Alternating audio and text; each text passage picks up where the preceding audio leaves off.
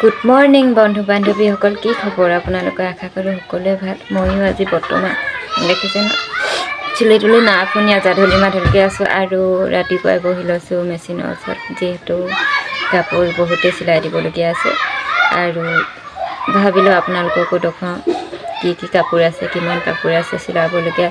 গোটেই বিচনাখন যেনি তেনি কাপোৰ কৰি পেলাই থৈছোঁ। আপোনালোকক দেখুৱাওঁ বোলক এইকেইদিনত কাপোৰ মোৰ ওচৰত কিমান পৰিছে আৰু কেনেদৰে মই কাপোৰবিলাক চিলাই কৰিছোঁ, সম্পূৰ্ণ ভিডিঅ'টো। কাপোৰখিনি হ'ল এইখিনি।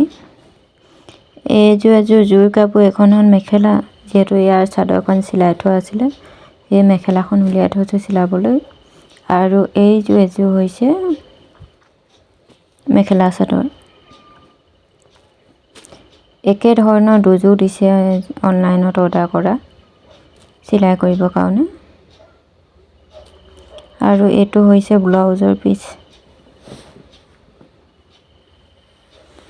আৰু এইযোৰ কাপোৰত মই দহি চহি পাতি ৰেডি কৰি থৈছোঁ।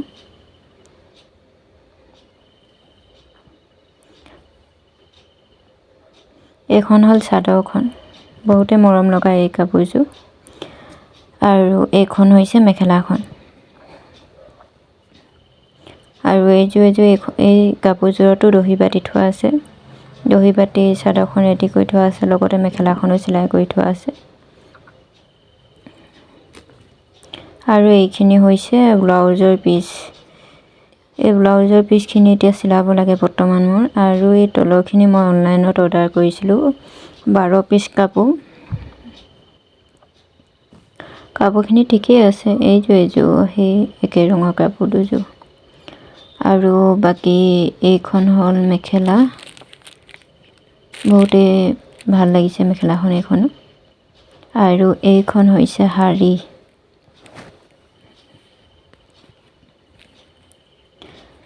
আৰু এইযোৰ মেখেলা চাদৰ।